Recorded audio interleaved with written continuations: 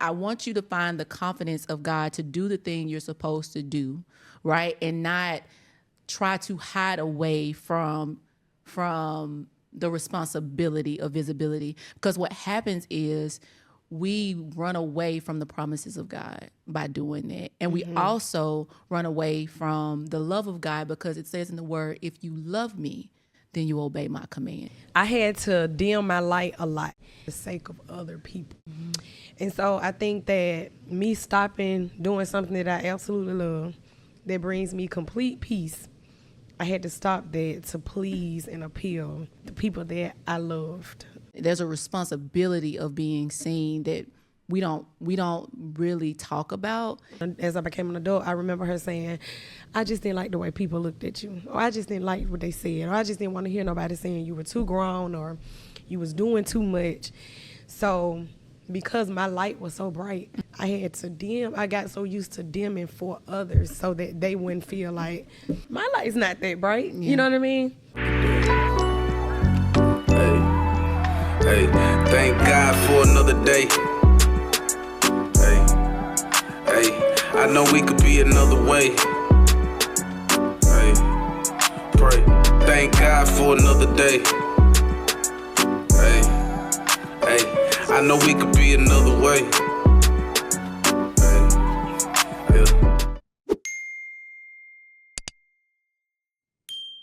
It's a new week at Jess Ask the Podcast, the safe space where transparency meets transformation. It's your girl, Jessica S. Smith, and I do nothing without my girl, Desiree. Hey. Desiree. Hey. Desiree. Yes.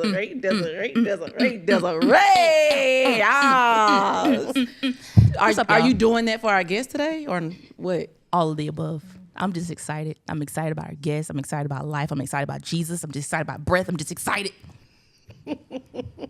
Okay. Can y'all give her a hand clap of praise for the excitement? I'm excited. How are Good you, Jessica? job. Hello. I'm also excited. Yeah. I'm excited. I'm grateful. Yeah. I'm grateful. Yeah. I feel like I should have wore a leotard today. I though. mean, that would have been more appropriate, instead of this podcast hoodie. I mean, joggers are okay. Joggers are okay.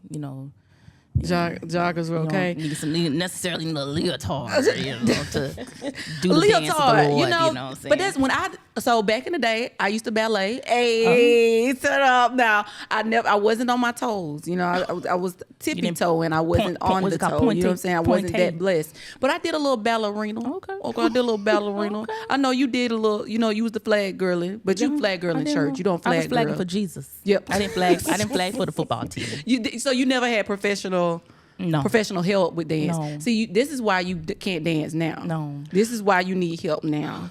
With the audacity. You dance for Jesus really well. Oh. You flag. One thing you gonna do is you're gonna flag those flags. I'm a twirler now. Okay. Yeah. If you ever want to catch her at TPC, she's gonna move from the camera and if she start waving and then she goes, oh, am I lying?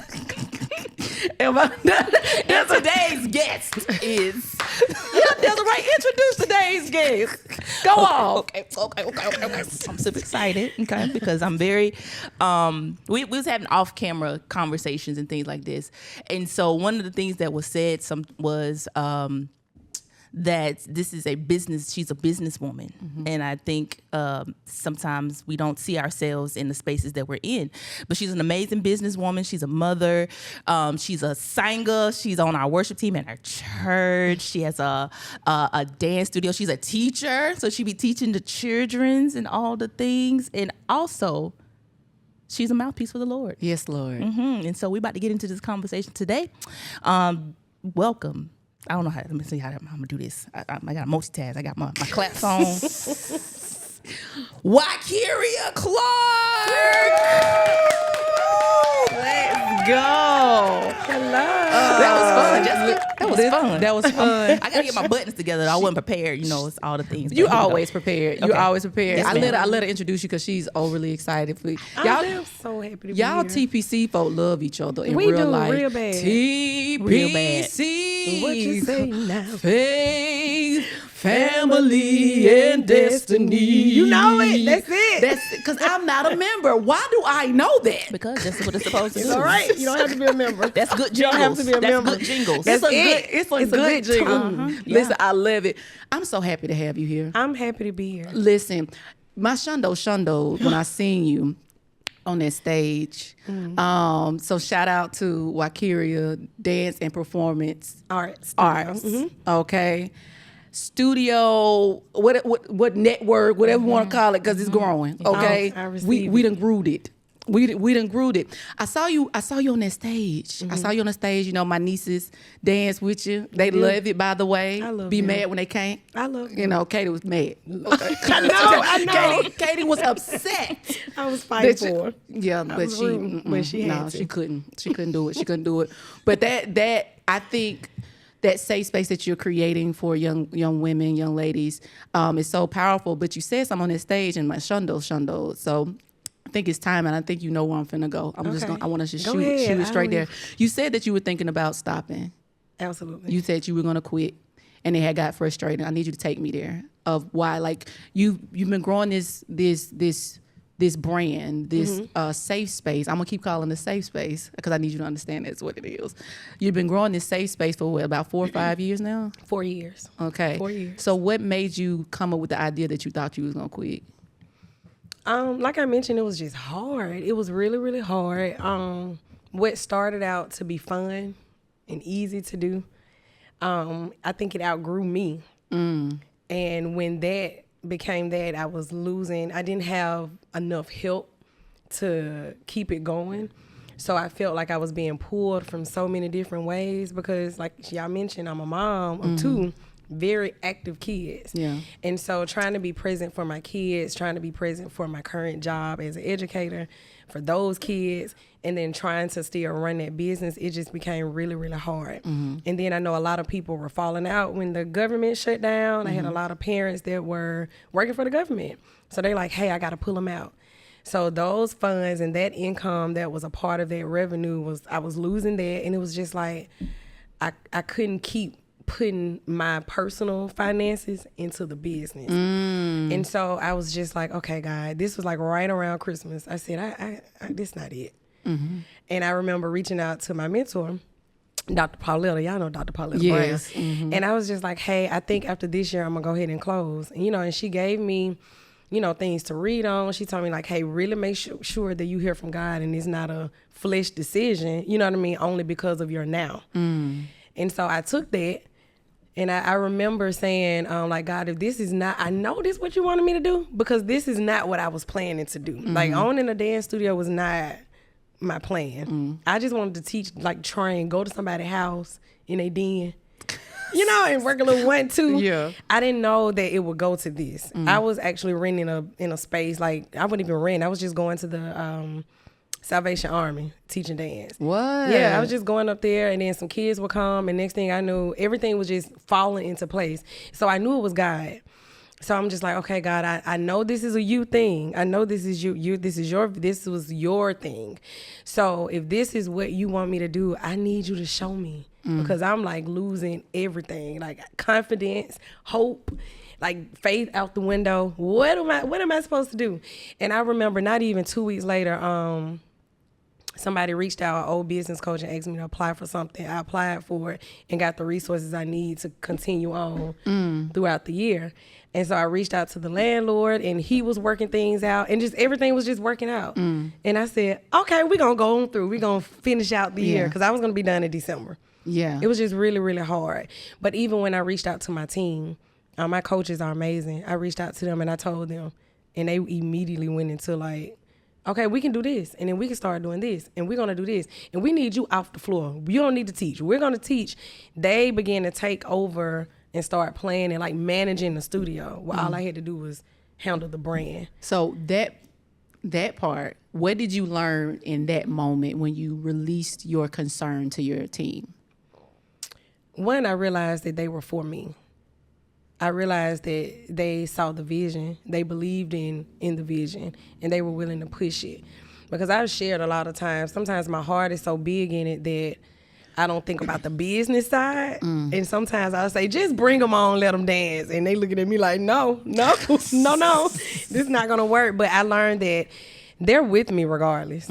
Like, they're really all in for WDPA. They trust me. And sometimes it's hard for me to see, like, hey, they really with you. They riding with you. Yeah. Did you not believe, like, I won't say you didn't believe that before, but like, did you know as much when that happened? Did you know that they were rocking you with you? What, like, did you have not necessarily a doubt about them, but sometimes, this is what coming to mind. Sometimes as leaders, and when we were talking about my relationship with Desiree, it was hard for me to relinquish the weight of the responsibility, even though she was designed for the resposibility. I felt like since the Lord gave me this, I'm responsible for it. I got to keep all the details. I got to keep everything in line, just everything in line. And if I don't keep it together, it's going to fail. Am I touching the space? No, that's definitely it. That's definitely it. And it's still hard, but I'm doing a whole lot better with relinquishing. I'm doing a whole lot better. I'm still struggling, but I think it wasn't that I did not trust them. It was more so what you said, like, it's mine. It's my baby. I'm supposed to take care of it. I can't just put it in the hands and expect y'all to do what I'm called to do. Yeah. You know what I Yeah. mean? Like, this is what he gave me. Yeah. So I'm supposed to take care of it. So I shouldn't put this off. If he gave it to me, I shouldn't be like, okay, thank you, God. Here y'all go. Yeah. Is how I would look at it. Yeah. And so they like, no, like, what we need to do. Yeah. And I realized that they're more than just dance coaches. They're business women. So they're handling things on the media side. They're handling things on, like, just on the business side. Like, they're really helpful to the point now I'm able to breathe a little bit more. Yeah. And I can see, like, we've opened up registration, so we're not closing. Come on. Period. We've opened up The registration. information in the description. We're not closing. Go inside your cheering up. Yes, we have opened up registration for the fall. They came up with a plan. They came up with the schedule. And they presented it to me like, what do you think about this? And that's what I've been praying for. It's just now my prayer has shifted from, God, send me who you have for me, to now help me to receive that. That's good. Help me receive, because I asked you for it. Come on. And now that I'm asking you for it, you're giving it to me and Yeah. I'm pushing it off, like, but help me to receive that. We were literally just talking about this. Yeah, I know. That's why we were literally talking about, right before you walked in the door, I was telling them, by the time they see this, I've been already said it to the safe space. But I heard the Lord tell me about the retreat that we were getting ready to go to. And we have 2 prayer sessions. One, thank you, Holy Spirit. One prayer session is going to be focused on releasing. I think we're used to, God, what do I need to release? What do I need to remove? What am I holding on to? X, Y, and Z. But then there's and to that, right? The Lord is not just we talk about the double-edged sword and how the Lord believes in bringing things in twos, right? There's a release and a point of receiving, right? And so I think that we know how we've gotten in a good habit, because we love a good deliverance service. You know, we be foaming at the mouth. That's right. We love a good foam at the mouth. We love a good altar call. But we don't know how to properly receive. And so I'm glad that you're in this space to learn how to receive so that you can be, because I heard that you're trying to be Dr. Clark. You did? You trying to be Dr. Clark? Who told you that? I just heard it, you know. Okay. I heard it on It's the Way We Live podcast.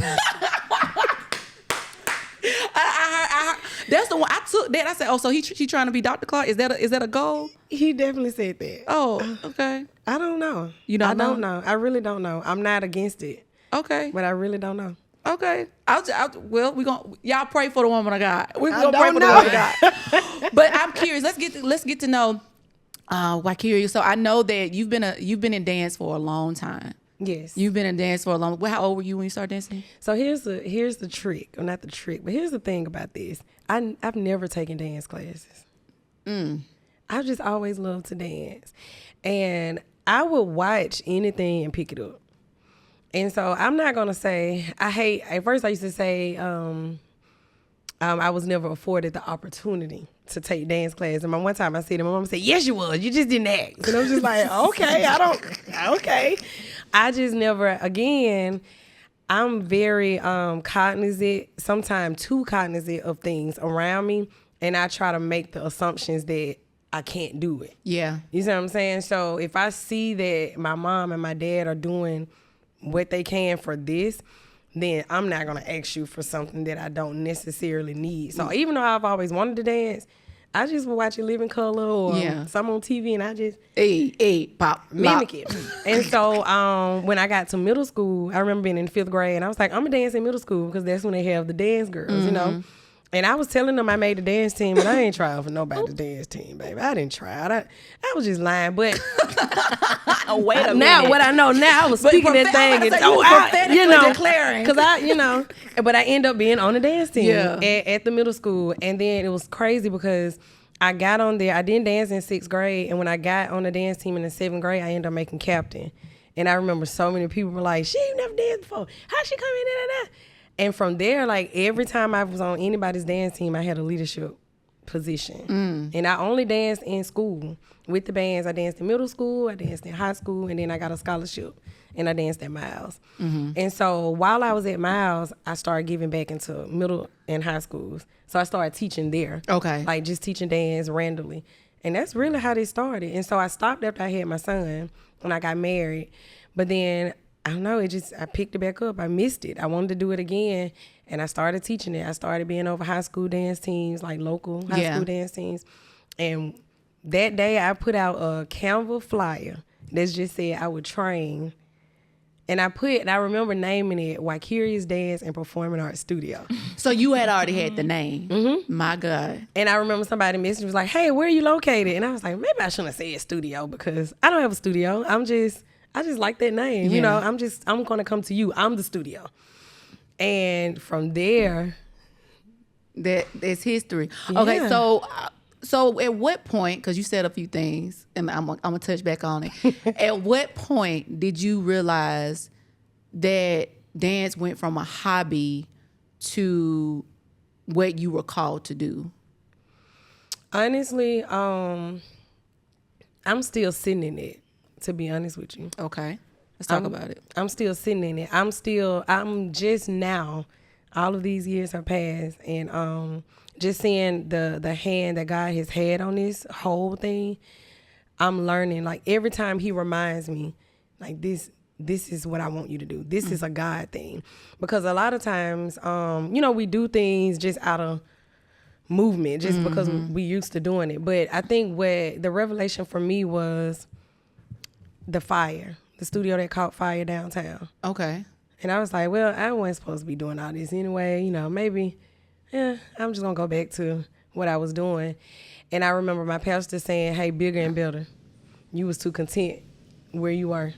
She just kept saying bigger and better, but I'm not seeing bigger and better. You know what I mean?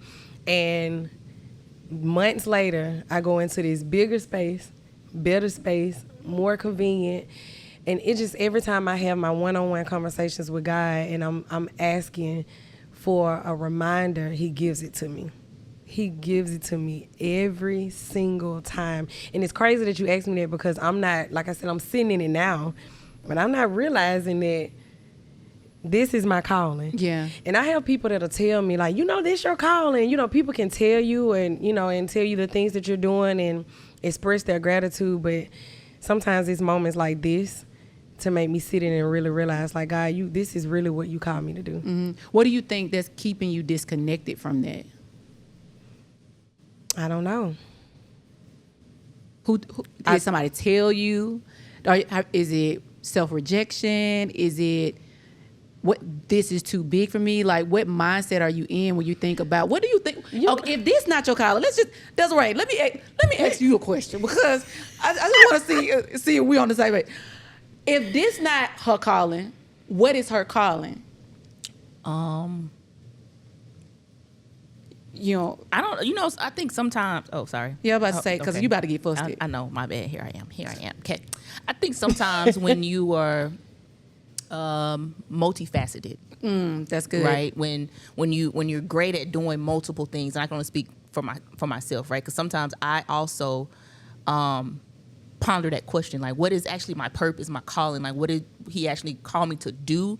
Because I can do a lot of things. Like I could watch. The only thing that I've tried that frustrated the dickens out of me, because I couldn't get it, was crocheting. Like with yarn. Yeah. Like when I tried, I couldn't get it. But everything else, like I've tried it and I can get it, right? So I think as multifaceted people, sometimes we struggle with that because we can do multiple things and we can do them well, right? And so, but the truth of the matter is, all of those things are literally tools for the thing. It's just understanding what that thing is, you know what I'm saying?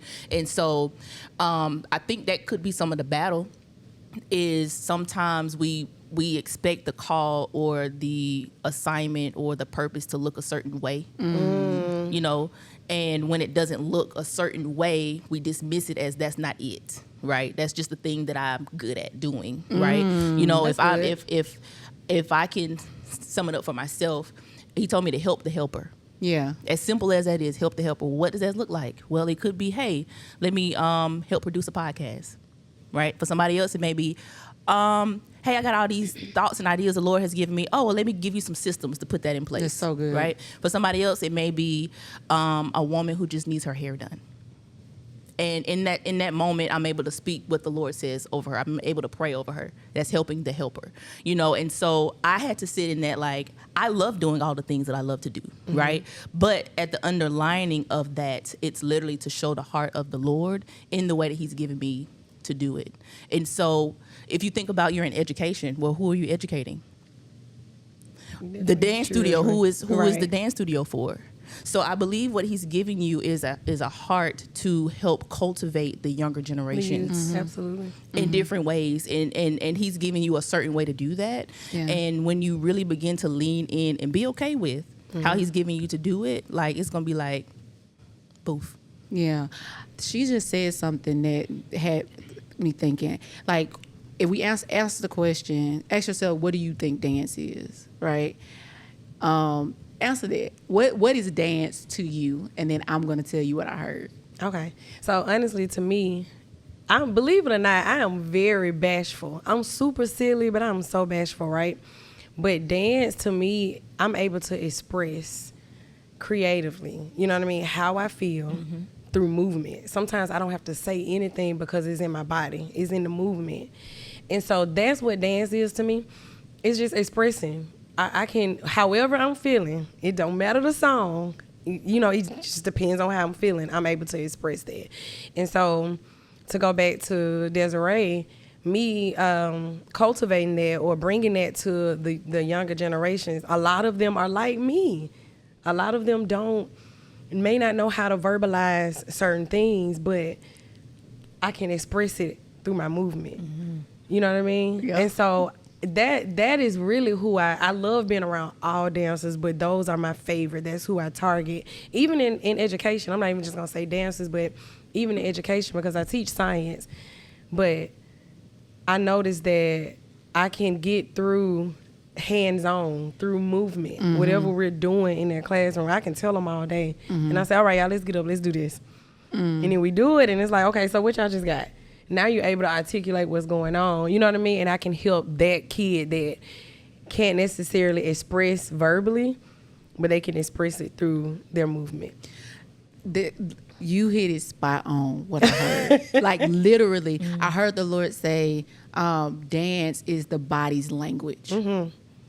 And you're teaching body language to people that don't know how to articulate with their mouth because you were muzzled. Earlier you said you stopped dancing. You said you stopped dancing after you had your son. Take me there. Okay, with a tissue. The box right there. All right, amen. There you go. You don't need it yet. Ready. Just long as All right, I can see it. All right. Okay, I stopped dancing. I was married. Okay, and we had a son, of course, and it was always told to me, and not just from the marriage, but just in my family. I came from a really big family that was very their way. It's their way, and that's the right way. Mm-hmm. And so by me having a son, I should not be dancing the way that I should be dancing, because That's what they told you? That's what it was given. It was never communicated directly to me, but it was communicated enough for me to process that's what it was. I don't need him to, he shouldn't be doing the dances that I'm doing, or, I don't, whatever. And so that shut me down a little bit. And also not having a support behind it or whatever. So growing up, y'all, I had to dim my light a lot. So I know who I am, right? I know who I am. I know what I'm capable of. I know the gift that God gave me. But a lot of times I had to shut that down for the sake of other people, for the people pleasing. Yeah. And so I think that me stopping doing something that I absolutely love, that brings me complete peace, I had to stop that to please and appeal the people that I loved or whatever. So Was it your mom, your dad, your parents, your husband? At the time, when I stopped, it was my husband. I needed to be home more. I needed to be more present. I needed to be around my kids. I needed, and there was no support when I was trying to do it. Growing up, I was singing, I would dance, and I remember my mom would tell me, okay, that's almost like that's enough. And I'm just like, but I'm just having fun. I'm just dancing. I'm just singing. And as I became an adult, I remember her saying, I just didn't like the way people looked at you, or I just didn't like what they said, or I just didn't want to hear nobody saying you were too grown, or you was doing too much. So because my light was so bright, I had to dim. I got so used to dimming for others so that they wouldn't feel like my light's not that bright. Yeah. You know what I mean? And so I think a lot of that childhood plays into my now. So I downplay a lot of things. I've had a lot of people tell me, like, I don't think you know who you are. You don't know who you are. Like, do you realize what you're doing? And I always say, like, oh, that's, it's just a little dance, or it's just a little production. Oh, Candyland, do you know what you just produced? At the Carver, by the way. Oh, okay. Then. I mean, just eating down, okay. Yeah. All right. And then. I'm just like, oh, yeah, it's okay, because I had to learn so early on to humble myself that I became too humbled. Like, it was, I don't even think it was the right word at that point, because it wasn't humbling. It was just like, you really wanted me to dismiss who I am. Are you the only child? I'm my mom's only child. My dad has 2 boys. So I have 2 brothers by my dad, but I'm my mom's only child. Okay. So I was the only child, the spoiled one. I come, like I said, it's 18 of us grands. So, but I'm the only one that's by myself. So I remember I had a cousin that literally told me, you had everything. So when you went home, we tore up your toys. Like, we'll come over there and destroy your stuff just because. And so looking back at all of that, I'm looking at, okay, I see why my mom was just kind of protecting me, but it kind of messed me up a little bit. Because it was like, now I don't accept, or I'm not. You asked me something earlier. Basically, like, I have to sit in it. I'm not sitting in a lot of things because it's almost like, oh, it's okay. It's just, that's a part of it. Oh, I got to keep going. It's called avoidance. Yeah. Yeah. Like, I've had to deal with that myself, and I want to validate you, because I get being in a space where you have to dim your light. I had a cousin. Yeah, I'm finna say it. I had a cousin recently. Say, who do you think you are? And when it slapped off on me in text message, and I still had to give them the grace of the Lord. Oh, don't that hurt? Versus the west side of Birmingham that wanted to come out. I wanted to bring it out. Because you see me where I am, and it does something to you, even though I've impacted. You know what I'm saying? So I have to intentionally decide, go with the impact. And not go with the clout, because clout and impact can look the same. It can. But it's totally different. It's the stuff that y'all don't know. People coming to you and saying, that dance just did something to me. The audience, I've heard it. My daddy, oh my goodness. When I tell you he enjoyed the mess out of that Kirk Franklin thing y'all did. And for me to, no. It's some other tissues right there. It's another. I got some. For me that passed on joy to me because, daddy has cancer. So any ounce of joy that he experiences is my joy. Right. Right? You don't even see the impact that you're making. You're just walking in obedience. And so when people aren't impactful, because of their disobedience that they disregard, they say, you know what? Since I decided not to, I want her to not to either. Right. And so I get that from a stance of why you've muzzled yourself, but avoiding the thing, we have to, it's so easy to avoid because you like, in a sense, avoidance allows you to say, you know what, I'm not going to deal with that right now. And right now is an everyday thing for you. Yeah. Like it becomes an everyday thing for you. Every but day. it disrupts. Now we're talking about the daughter, God's daughter. What's disrupting the daughter that impacts the businesswoman? So now I can't juggle this, or I'm frustrated here, or I'm not seeing here because I've avoided there. That's good. Yeah, I can't see here because I'm avoiding what happened back there. And so I really pray for you, like even in this moment, that you have the strength to go back there. Because when I know one thing, that when the Lord takes us back there is because he trusts us to manage what we see. And we have the ability to see it differently. Mm-hmm.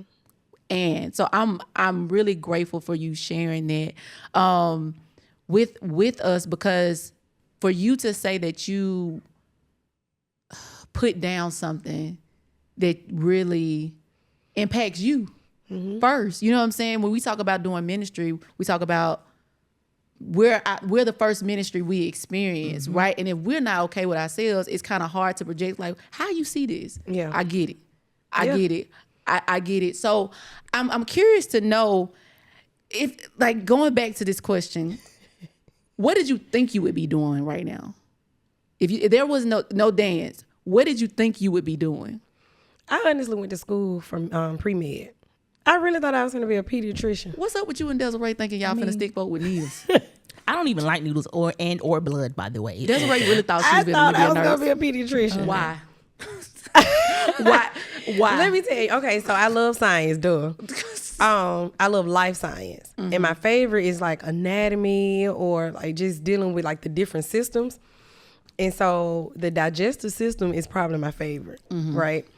And so I just always was fascinated about how that works.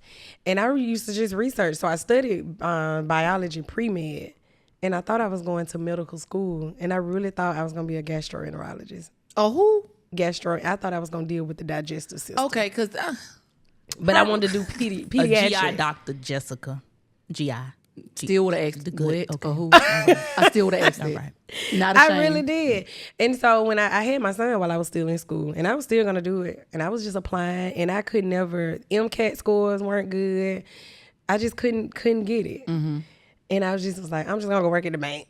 You know how you just go whatever. I'm just going to go to the bank or something. I don't know. Go Piggly Wiggly, go back where I came from. But I ended up... Piggly Wiggly. Yeah, What's that's up why I with used to the work in shout high out to the school. I used to work... Shout out to the pig. I used to work there in high school. Was it the 5 for 20? You get the 5. 5 for $19.99. Pick 5. Pick 5. That's what it is. was. Shout out to the pig to make sure we get the meat with the meal. Bye. So yeah, that's what I wanted to do. And honestly, education was a backup, because at that point I was still teaching certain kids and doing dance, popping up at different schools. And I knew I loved kids, and I knew I loved science. So I was like, I'm just gonna go back for education. And I got my master's in education. Okay, we thank God, because not saying you couldn't do. But we wouldn't have the dance studio. That's true. With you, because you would have to doctor in people. I didn't understand. I understand it Yes. now. Like, what? I know this stuff, but Yeah. it makes so much sense now. Okay, God, that's why you said no. Well, I want to tap into your motherhood for a second, because I genuinely didn't realize that you had a son. I did not realize you had a son. But that daughter, I let me just say this. I enjoy watching you guys do relationship. I'm grateful. I've shared on this platform that my mother and I have had, to grow and develop in our relationship just for multiple reasons. Kendall and I lived with our daddy for like ever. And that the mother daughter experience that I would probably have liked, I didn't get, just mainly because daddy had one custody of us, and that wasn't an everyday thing, and trying to learn and navigate. And so when I see women with their daughters, especially as young as yours, and y'all, it's almost like she your twin, like your best friend, your ex boom goon. She's walking it seems like she's walking in the same steps as far as like the love of dance. When did you start seeing that in her, and how did you push her without dragging her into a decision with dance? Honestly, she claims she does not like to dance. She says she just do it because I just do it just because she's actually into sports. Like, she likes basketball and track, and I still don't understand why she's still on my stage. It's like I pack up and give it head to the studio and she got on her dance stuff. I'm like, I thought you quit. So, but it's funny. She says that. I think it's just natural. It's just in her. Because when she was a baby, that's all she did. And I remember she was probably like 6 months, and she was screaming, hollering. And we would think, maybe she need a bottle, maybe she need this. But it was the atmosphere. So if she would leave if we were leaving a part, like a family reunion or picnic, anywhere with music, and we get in her car seat and get in the car before the car can start, no, like she losing it, like just crying. We'll get out the car, get her back together, take her back inside, and she like...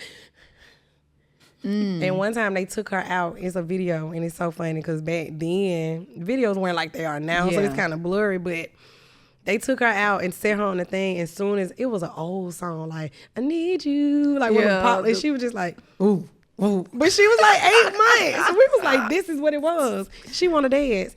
It's just natural. She just all she do. But I don't want to dance. I don't like to dance.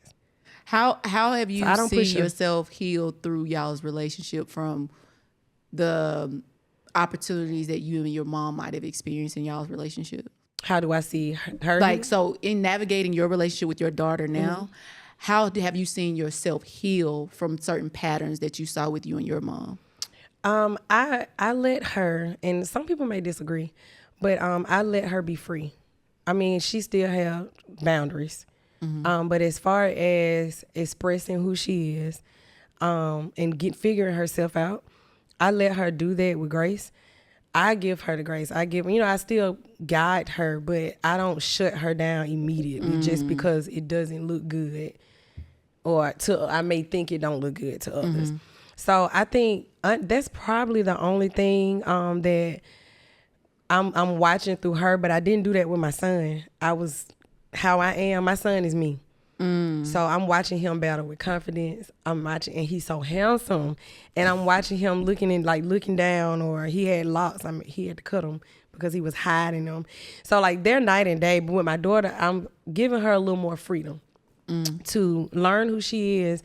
And even if it's some stuff, I'm just like, Desiree will tell you, I'm just like, just keep praying.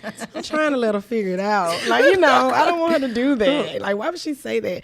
Even, I know with me growing up, I was kind of coached through certain stuff. Like, don't go in there saying it. Don't you go in here, because, you never know what's going to come out with a kid. Whereas with her, I just kind of let her talk. Like, she'll give me that look like, did I go too far? I'm looking like, yes. But it's fine. But I just try to let her figure herself out a little bit without me. Was it a conversation that you and your son had that made you make that switch with your daughter? No, we've had several conversations.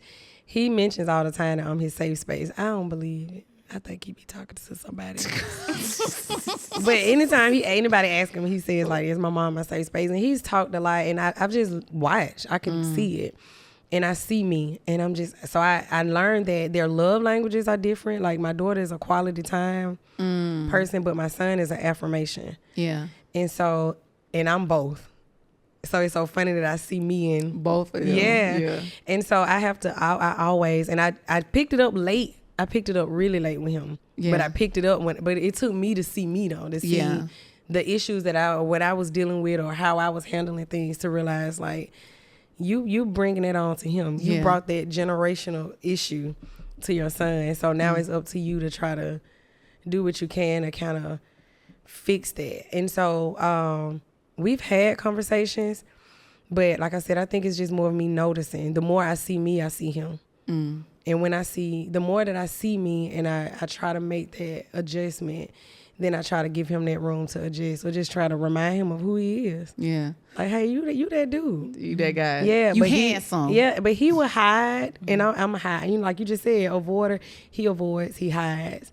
He's okay with helping, but being in the background. Yeah. He's okay with whatever you need me to do, just keep me out the spotlight. That's him. And I'm like, that's so me. That's so me. Wanting. What if that's not what you really wanted? What if that was what you were trained or trained yourself to do? It could be trained. Yeah. It could be more so trained. And at this point, I'll be 40 in a minute. You look guts, girl. It's trained for sure. So it's just a matter of thank you. How about you too? Yeah. You so cute. She just caught that. I said, girl, you look good. The skin is skinny. It look like butter. Okay. You know what I'm saying? I drank my water this morning. Listen, drinking water will do some things for you, okay? I drank my water this morning. So we've talked about a lot, and I'm curious about something because I saw you do a post not too long ago with is it Ebony Arrington? Mm-hmm. Did I say her name right? Mm-hmm. Ebony now Arrington. she been around a long time. Oh, yes. That I think that was I know. So I'm not trying to make this a cultural thing, but this is my experience, it is right? What it is. I knew a lot of white people, Caucasian brothers and sisters. Shout out to y'all that had, dance studios. And one of my friends in high school, she went to those dance studios. I think it was like one in Hughtown or something like that. Bills and, Probably. So I don't know their name, but I remember Ebony Arrington because it was such a big deal. 95.7 Jams was always promoting it, and all the black girls was in there. Yeah, they was in there. Okay, yeah. And she produced some talented dancers. Oh yeah, I mean, Tap Point, some talented dancers that's dancing Broadway and New York to this day. Her and Jackie Lockhart. Yeah, so I think I appreciated that post because I never thought about studios being a competitive measure against each other. Have you experienced that? I have. Okay. I have. Are you free to talk about your experience? Okay. I ain't trying to start no mess. I'm just curious because I didn't think. I'm like, you dancing. Yeah, and it is. And what I've learned is that everybody has their people. You know, you're gonna go to who you go to, and that's okay. But I learned later on that I was in competition and I had no clue.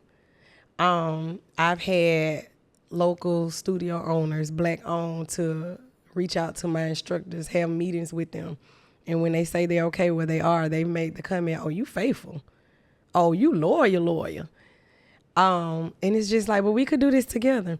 But also this is the same owner that I've reached out to before I had my studio and asked to help out.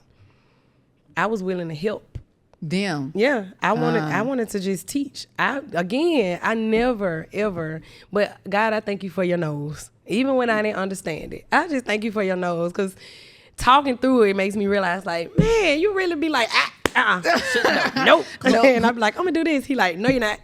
But I've reached out, and then the minute, like, I will be left on red.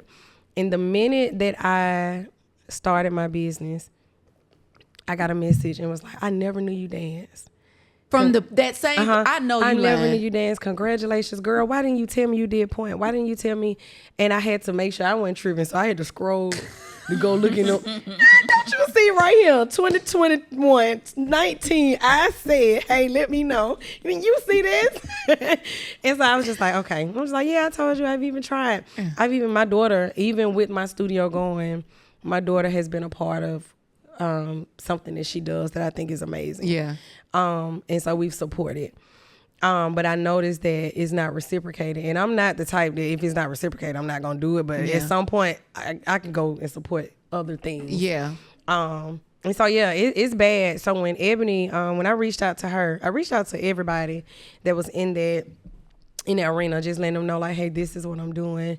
I love your support, blah, blah, blah. If you have any insight, share it with me because I don't know. Yeah. You know, and Ebony Ayrton and Jackie Lockhart were immediately like, what you need? Whatever you need, I got it. Hey, have you thought about this? Have you thought about that? I can reach out to this particular owner and say, hey, where did you get this from? Or you'll say, I don't know, someplace in New York or someplace in, well, do you know the place? Can you go back and tell me? It's okay.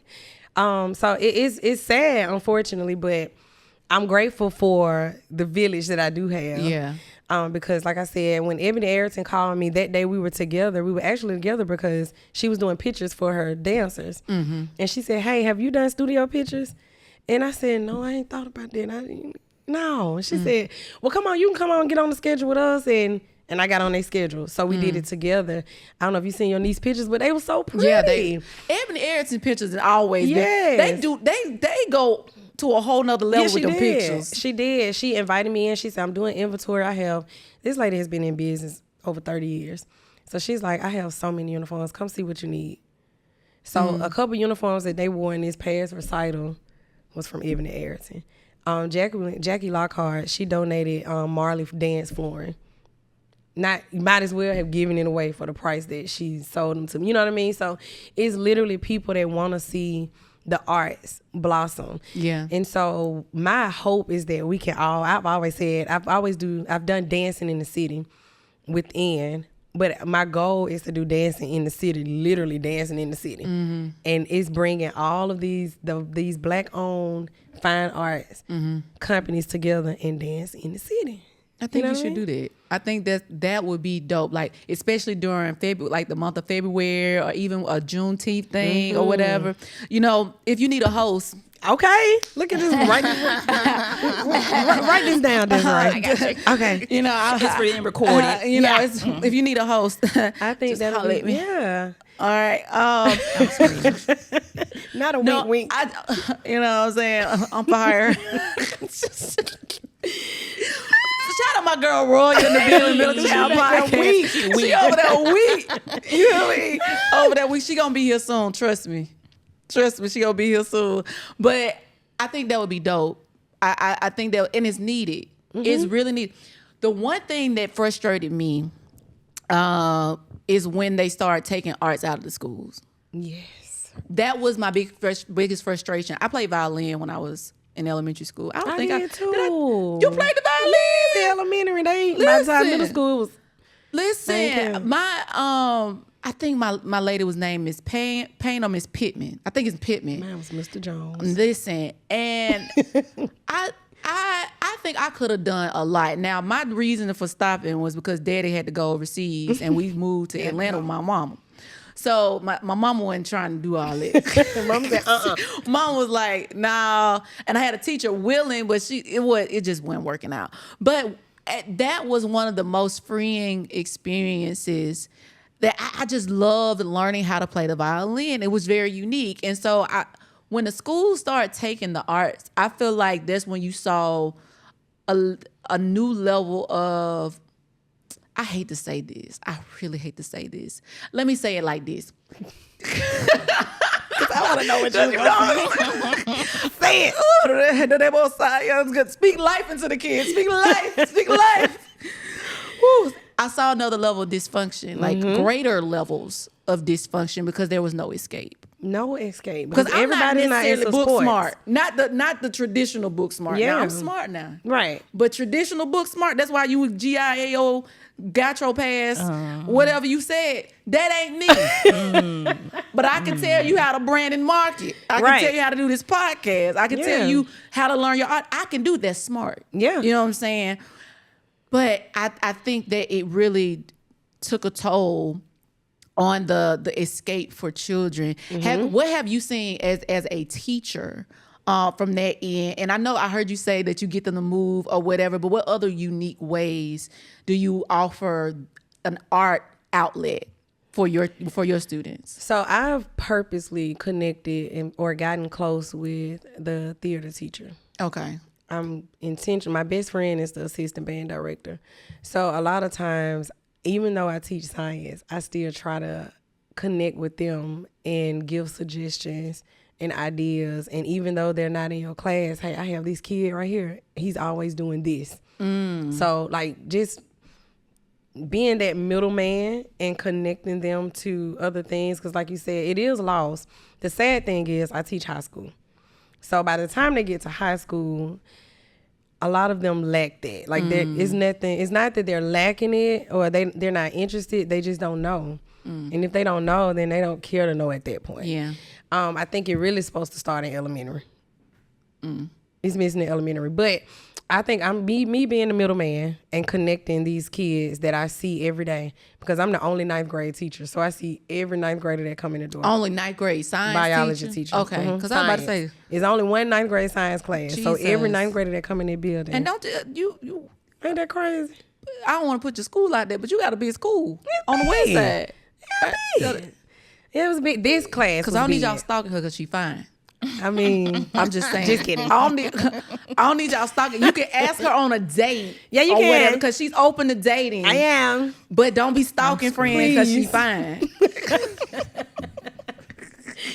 Right. So, the classes are big, but by me being able to, technically, I get to this 12th grade class was my first class being there. So I literally get to, everybody that's in that building has come through me.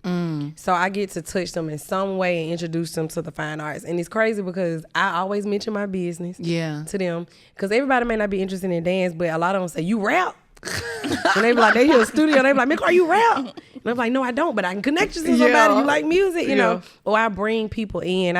We did a boys conference. Just one day where I brought some in that was alumni of the school that's big, like Levi. Yeah, I about to say that's where Levi. Like, baby, you, and they when I tell you, loved it. you amped my friend up. But the kids loved every bit of it because that's what they're missing. Yeah. All of they're seeing is dual enrollment, early college. You know what I mean? Yeah. They're seeing that so much, and it's just like, that's not for everybody.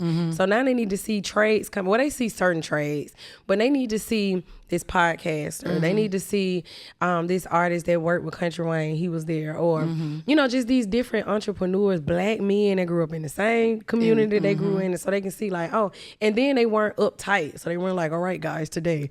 They like, what's up, y'all? What's up? Well, you cut your hair like that, But they were able to talk to them. So I think my role is to connect that, be that missing piece. Even though I don't teach fine arts, I have a heart and a passion for it. Yeah. So I'm able to find a way to get it in there somehow. Yeah. Some I way, love somehow. that. I love that. I knew you was doing. I was just trying to. She trying, y'all. She trying. I love that you connected. I'm really dots. trying. You So really, hard. man. I just sent emails to the fine arts department like, hey, we can. This is me. This is what I do. On the side, but I teach. You do like, not do. Hold up. we can do No. this. You I have gotta to tell fix them, that. I know, but listen, it's a big thing in education with that. What's the word? Commingling. Or, Yeah, but they don't want. They call it. What do they call it? Pretty much like. It could almost be an issue depending on who you talking to. So Okay. you have to play with your words a little Okay, bit. I get it. So I can tell you that, and I can send you my information. You can pull it up, and you can see what I got going on. A conflict You know of what I mean? interest. Yeah. Huh? Conflict of interest. Conflict of interest. But That's don't what they make sense call because it. you done took it out of school. Yeah, and so what we conflicting with? yeah, I've been like, I'm actually working on a curriculum right now. I'm gonna pray to that thing. Cross over. And we gonna pray, and she gonna say nothing else about it. That's it. And the Lord gonna blow on it, so don't even try it. We counsel all witches and warlocks that try to. That's it, because it's needed. Period. It's really needed. It's really needed. We Period. had it, and I think me doing music in elementary school, like you said, the violin, a recorder. Yeah. the, Baby, we used to be blowing you that hear me? recorder. Yeah, Baby, we and zip it back over that little bag, put it in your book bag. Miss Edie was our music teacher. She used to tell it, lights on and recorders down. Yeah, so those baby. Christmas programs and music Be plays. tearing it up. Yeah, you I miss experience that and you feel that was your introduction to showtime. Yeah. The lights, the Yeah. shows, the fine arts, the performing arts. And then you want to do it again. Then you go Yeah. to the next level in middle school. Now you really think you're doing something. Now you got your little shirt that says soprano, alto, and tenor. Cause now we in sections. We ain't Baby, singing in unison. Did y'all play the xylophone? We did. God, I used to tear it. I used to tear the All xylophone city. up. I thought I was doing something. But it's missing. Now they merged them together with band and music. So there is no choir. There is no, you know what I mean? And it's just, it has to come back. I guess it's just. We need it because I think like that dysfunction that we're seeing. I feel like it would die down because sports is not the only answer. It's not, because I know it's not nothing the only about answer. Listen, I play basketball because I needed an outlet. I played volleyball, but I ain't getting in. I was just there on the team because my friends on the team. Desiree, this has definitely been a lovely conversation. I think Wykeria, she said she was nervous before, but she did a good job. We had a good conversation. I told you. What you thinking over there, sis? No, this was a beautiful conversation. I love to watch because you know, it's one thing like when you meet somebody and you see where they are, right? But I think it's another thing when you actually get to hear the progress of their journey. You know what I'm saying? I love a good story. I love a good journey, and so I believe that there's a moment of there's a transitional moment that happens sometimes when we're able to fully receive and sit in the weight of what God has called us to, you know? And so everybody gets to that point at different times. And I think the friction helps us get there a little bit quicker, you know? And so I'm excited just to kind of see where God takes, I'm gonna say the studio, but where God takes Wykeria next. So I'm excited to see that because I got a front row seat. Okay. Yeah. All right. I'm excited too. Yeah, I'm excited for you, Wykeria. I'm excited for you to be able to embrace the businesswoman. I'm excited for you to be able to allow God to blow on what He's already done because you have the foundation of the thing. But like I told you earlier, and I'm just gonna say this on record, is that the seeds have been planted, and I see the sprouts. And I know that I'm even seeing the roots of the seed. And that was a season where the Lord allowed, thank you, Holy Spirit, allowed you to be hidden so that when you sprouted up, you would be ready to be seen. And there's a responsibility of being seen that we don't really talk about. And I think that the most humble people are the people that God is calling to be visible because they know that they always have to redirect their visibility to who He is. Yeah. And so you're more than prepared. You're more than equipped for this season of visibility that you're not even walking in, you're there. You're there. So be visible. Be visible. So as a tradition on Jess Ask, we allow our guests to have the final word. We've talked about a lot. We did. We've talked about a lot. It's been a good conversation. But if you've had anything, you're not ready to go. That's a good one. That's a good one. Yeah. You know, I ain't gonna ask you who was better. I ain't gonna ask what is messed. You like I'm messing. I was playing. I'm messing. I love my friend. I love my friend. I really love you do. too. Yeah, I love my friend. But as a tradition, I like to give the guests the last word. So if you have something on your heart that you want to share, whether it was something that you came in here with, or you want to emphasize a part of our conversation, the floor is yours. I only want to say, I think, I say only and then start saying something else. But I really want to acknowledge the fact that I really came in here extremely nervous. Yes, I know Desiree. Yes, I know, I know you. And I've been in the space with you all. But I was really, really nervous. And what I loved about you the most, as soon as I walked in the door, when you walked out the door, it was just something about your presence. Something about your presence, something about your aura. I see it all the time. I watch your podcast. I follow. I subscribe. What the kids say, like, click, subscribe. I do. And I'm really big on picking up on spirits. And you know what I mean? I know what's real and what's not. And you are definitely authentic. You're definitely real. I love, and it makes sense the reason why y'all two are together, because Desiree is just, oh my God, heaven sent. Listen. She's heaven sent. So I want to personally thank y'all for having me. I want to thank you for your hospitality. Thank you for making me feel comfortable, because baby, She was this stuff was bubbling over here. I mean, rumbling and bumbling. But I appreciate y'all. Awesome. Y'all, this has been a conversation that I think that is worthy of you digesting well. If you've had struggles with your visibility and being mute, I want to give you the opportunity to seek God to be